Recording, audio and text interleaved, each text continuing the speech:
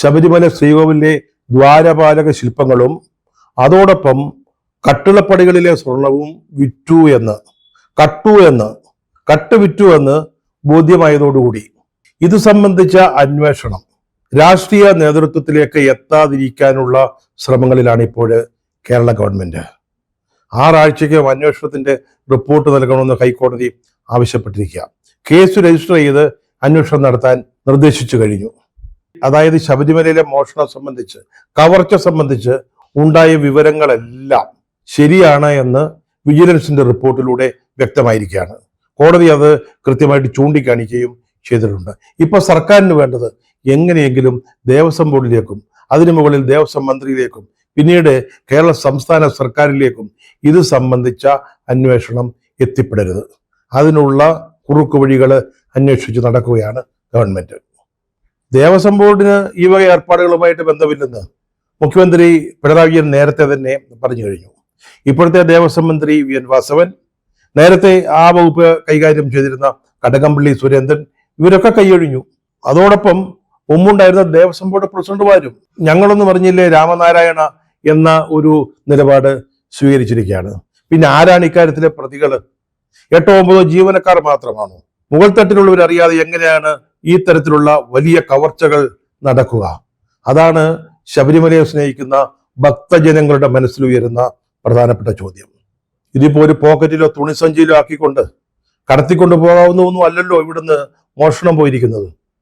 ഇത് സന്നിധാനത്തിലുള്ള വളരെ പ്രധാനപ്പെട്ട ആളുകൾ അറിഞ്ഞുകൊണ്ട് അവരുടെ അനുമതിയോടുകൂടി, അതും ചില വ്യാജരേഖകൾ ചമച്ച്, അതായത് സ്വർണ്ണപ്പാളി കൊണ്ടുപോകുമ്പോൾ മകസൽ എഴുതിയിരിക്കുന്നത് വെറും ചെമ്പുപാളിയാണെന്നാണ്. അതൊക്കെ അവിടുത്തെ ഒരു അഡ്മിനിസ്ട്രേറ്റീവ് ഓഫീസർക്ക് അല്ലെങ്കിൽ അതുപോലൊരു ഉദ്യോഗസ്ഥനോ മാത്രം ചെയ്യാവുന്ന കാര്യമാണോ? അതെങ്ങനെ സാധിക്കും? 8-9 ഉദ്യോഗസ്ഥന്മാര് അവരറിഞ്ഞിട്ടുണ്ടാവും, അവരെ കാര്യത്തിൽ ഉത്തരവാദിത്തമുള്ളവരാണ് താനും. പക്ഷേ അവരെ കൊണ്ട് മാത്രം ഇത് സാധിക്കുമോ? ദേവസ്വം ബോർഡ് പ്രസിഡന്റോ അംഗങ്ങളോ അവരറിയാതെ എങ്ങനെ നടക്കും? ഉന്നത തലത്തിലുള്ള ആളുകൾ അറിഞ്ഞില്ലെങ്കിൽ മറ്റാരാണ് ഇതൊക്കെ അറിഞ്ഞത്? ഇന്നലെ ഹൈക്കോടതിയിൽ വെളിവാക്കപ്പെട്ടത് ചെറിയ കാര്യങ്ങളൊന്നുമല്ല, വളരെ ഗൗരവതരമായ ഗുരുതരമായ വസ്തുതകളാണ് അവിടെ വെളിപ്പെട്ടിരിക്കുന്നത്. ദ്വാരപാലക ശില്പങ്ങളിലെയും കട്ടിളപ്പടിയിലെയും സ്വർണം മോഷ്ടിച്ചു എന്ന് പറയുന്നത് ഇനി നിങ്ങൾക്കറിയില്ലെങ്കിൽ, ഈ മുകൾ തട്ടിലിരിക്കുന്നവർക്ക് അറിയില്ലെങ്കിൽ പിന്നെ നിങ്ങൾ എന്തിനാണ് അവിടെ ഇരിക്കുന്നത്? എന്താണ് നിങ്ങളുടെ ജോലി? തിരുവിതാംകൂർ ദേവസ്വത്തിലെ ഏറ്റവും പ്രധാനപ്പെട്ട ക്ഷേത്രം, എന്തിന് കേരളത്തിലെ തന്നെ ഏറ്റവും പ്രധാനപ്പെട്ട തീർത്ഥാടന കേന്ദ്രം, ലക്ഷക്കണക്കിന് ആളുകൾ മണ്ഡലകാലത്തും മകരവിളക്കിനും അയ്യപ്പനെ തൊഴുത് സായുജ്യമടയാൻ എത്തുന്ന ഒരിടമാണത്. ഭക്തിയുടെ നിറകേന്ദ്രമാണത്. അവിടെയാണ് ഈ വക കൊള്ളരുതായ്മകള്, തട്ടിപ്പുകൾ, വെട്ടിപ്പുകൾ നടന്നിരിക്കുന്നത്. 8-9 ഉദ്യോഗസ്ഥന്മാർക്കെതിരെ കേസെടുക്കും എന്ന് പറയുന്നു. അവരെയാണ് ഈ വിജിലൻസിന്റെ റിപ്പോർട്ടിൽ ചൂണ്ടിക്കാണിച്ചിരിക്കുന്നത്. അവർക്കെതിരെ കേസെടുത്ത് രക്ഷപ്പെടാമെന്നാണോ ദേവസ്വം ബോർഡും ദേവസ്വം മന്ത്രിയും സർക്കാരും ഒക്കെ കരുതിയിരിക്കുന്നത്? അപ്പൊ പിന്നെ ഉത്തരവാദിത്തങ്ങൾ ഏൽപ്പിക്കപ്പെട്ട നിങ്ങളൊക്കെ എന്തു ചെയ്യുകയായിരുന്നു? ദേവസ്വം ബോർഡ് എവിടെയായിരുന്നു? ദേവസ്വം ബോർഡിന്റെ പ്രസിഡന്റും 2 അംഗങ്ങളും എവിടെയായിരുന്നു? ഈ പ്രശ്നങ്ങൾ നടന്ന കാലത്ത് മന്ത്രിമാരെവിടെയായിരുന്നു? അവർക്കാർക്കും ഇക്കാര്യത്തിൽ ഉത്തരവാദിത്തമില്ലേ? നിങ്ങൾക്ക് അങ്ങനെ കൈകഴിപ്പാൻ പറ്റുമോ? മുഖ്യമന്ത്രി കൈകഴുകുന്നു, മന്ത്രിമാര്, ദേവസ്വം ബോർഡ് അധ്യക്ഷൻ, അംഗങ്ങൾ കൈകഴുകുന്നു. പിന്നെ ആർക്കാണ് ഇതിന്റെ ഉത്തരവാദിത്തം? പറഞ്ഞല്ലോ, എത്ര കോടിക്കണക്കിന് രൂപയുടെ കാണിക്കയാണ് അവിടെ വന്നു ചേരുന്നത്. ഇതൊക്കെ എങ്ങനെയാണ് കൈകാര്യം ചെയ്യപ്പെട്ടിട്ടുള്ളത്? ആലോചിക്കേണ്ട കാര്യമല്ലേ? ഇപ്പൊ ഹൈക്കോടതി ഇടപെട്ടില്ലായിരുന്നുവെങ്കിൽ ഇത് ആരും അറിയാതെ പോകുമായിരുന്നില്ലേ? ചില മാധ്യമങ്ങള് വളരെ സജീവമായിട്ട് നിന്നതുകൊണ്ടല്ലേ? അല്ലെങ്കിൽ ജനം അറിയാതെ, ഭക്തരറിയാതെ ഈ തട്ടിപ്പങ്ങ് അന്തരീക്ഷത്തിൽ ലയിച്ചു പോകുമായിരുന്നില്ലേ? അതല്ല, ചിലപ്പോൾ ശബരിമല അയ്യപ്പ ഭഗവാനെ തന്നെ ഈ കൂട്ടർ അടിച്ചു മാറ്റുകയില്ലായിരുന്നു എന്നുള്ളതിന് എന്താണ് ഉറപ്പ്? അപ്പോഴാണ് ദേവസ്വം ബോർഡിന് ബന്ധമില്ല, ചെയർമാനും അംഗങ്ങൾക്കും ബന്ധമില്ല, മന്ത്രിമാർക്ക് ബന്ധമില്ല, സർക്കാരിന് ബന്ധമില്ല എന്ന് പറഞ്ഞ് കൈയും കാലും ഇട്ടടിക്കുന്നത്. നിങ്ങൾ ജനങ്ങളുടെ മുമ്പിൽ വിഡ്ഢിവേഷം കെട്ടുകയാണെന്ന് ആലോചിക്കണം. നിങ്ങൾക്ക് നാളെ നിങ്ങളുടെ അധികാരം ഉപയോഗിച്ച് ഈ ഉദ്യോഗസ്ഥന്മാരുടെ പേരിൽ ഒരു കേസെടുത്തിട്ട് ഒരുപക്ഷെ തൽക്കാലത്തേക്ക് രക്ഷപ്പെടാൻ സാധിക്കുമായിരിക്കും. പക്ഷേ ഭക്തരുടെ കണ്ണില് നിങ്ങൾ കുറ്റവാളികളാ, ഈ സർക്കാർ കുറ്റവാളികളാ, ഇതിലെ ദേവസ്വം ചുമതല വഹിച്ചിട്ടുള്ള മന്ത്രിമാര് കുറ്റവാളികളാ, ദേവസ്വം ബോർഡും കുറ്റവാളികളാ. നിങ്ങൾക്ക് ചിലപ്പോൾ ആളുകളുടെ കണ്ണിൽ പൊടിയിട്ട്, ഭക്തജനങ്ങളുടെ കണ്ണിൽ പൊടിയിട്ട് രക്ഷപ്പെടാൻ സാധിക്കുമായിരിക്കും. പക്ഷേ ഭക്തരത് മറക്കില്ല, അത് നിങ്ങൾ മറക്കരുത്. ഇന്നലെ വിജിലൻസ് നൽകിയ റിപ്പോർട്ടിലാണ് ഈ കൊള്ളയെക്കുറിച്ചുള്ള വിശദാംശങ്ങളുള്ളത്. ഇത് ദേവസ്വത്തിന്റെ വിജിലൻസാ, സ്ഥിരം സംവിധാനമാണ്. അവരെവിടെയായിരുന്നു? ഈ കൊള്ള നടന്നൊന്നും അവരറിഞ്ഞില്ലേ? നിങ്ങൾക്കതിന്റെ ഉത്തരവാദിത്വമില്ലേ? അല്ലെങ്കിൽ നിങ്ങളുടെ കടമകൾ ഉത്തരവാദിത്വങ്ങൾ നിർവഹിക്കുന്നതിന് ആരെങ്കിലും തടസ്സം നിൽക്കുന്നുണ്ടോ? ആ ചോദ്യത്തിന് നിങ്ങൾ മറുപടി പറയണം. വിജിലൻസ് നിങ്ങളെ വേണ്ട വിധം പ്രവർത്തിക്കുന്ന ആരെങ്കിലും തടയുന്നുണ്ടോ? ഇപ്പോൾ ഈ സംഭവത്തിന് ഒരു പുതിയ വ്യാഖ്യാനം നൽകിക്കൊണ്ട് നമ്മുടെ മുഖ്യമന്ത്രി പിണറായി വിജയൻ രംഗത്ത് വന്നിട്ടുണ്ട്. അദ്ദേഹം പറയുന്നത് സർക്കാർ നേരത്തെ ഈ ആഗോള അയ്യപ്പ സംഗമം അത് നടത്തരുത് എന്ന് ചിലർക്ക് വാശിയുണ്ടായിരുന്നു. അവരാരെങ്കിലും ഈ ശബരിമലയിലെ സംഭവങ്ങൾക്ക് പിന്നിൽ പ്രവർത്തിച്ചിട്ടുണ്ടോ? എങ്കിൽ അവരുടെ പങ്ക് വെളിപ്പെടണം. അതിനുള്ള അന്വേഷണവും നടക്കണം. അവരെയും പിടികൂടണം എന്നാണ് പറയുന്നത്.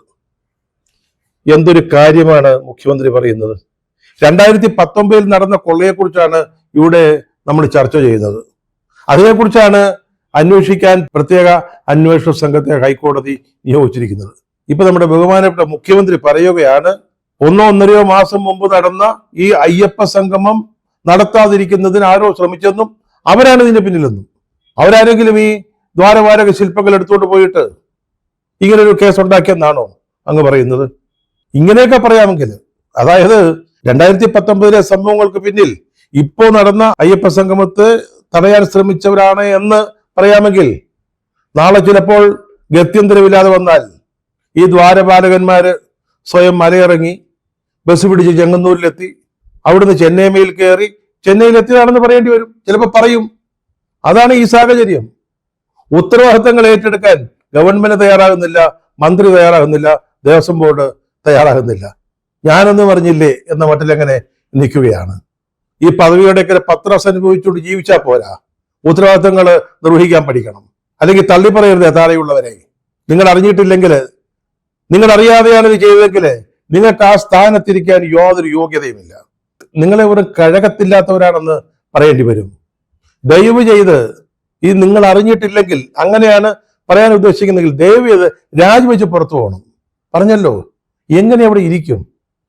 അധികാര സ്ഥാനങ്ങളിൽ നിങ്ങൾ ഉള്ളപ്പോഴ് കീഴ് ജീവനക്കാർ അയ്യപ്പന്റെ ദ്വാരപാലക ശില്പങ്ങൾ എടുത്തുകൊണ്ടുപോയി കട്ടിളപ്പടിയിലെ സ്വർണം കട്ടു എന്നൊക്കെ പറഞ്ഞാല് നിങ്ങൾക്ക് കസേരയിൽ ഇരിക്കാൻ എങ്ങനെ സാധിക്കും? അല്പം ഉളുപ്പ് വേണ്ടേ? മുഖ്യമന്ത്രി പറഞ്ഞ ഈ കാര്യമുണ്ടല്ലോ, അതായത് അയ്യപ്പ സംഗമം തടസ്സപ്പെടുത്താൻ ശ്രമിച്ച ചില ആളുകളായിരിക്കാം ഇതിന്റെ പിന്നിലെന്ന് പറഞ്ഞത് വെറുതെ പറഞ്ഞൊന്നുമല്ല, കൃത്യമായ ബോധ്യത്തോടുകൂടി പറഞ്ഞതാ.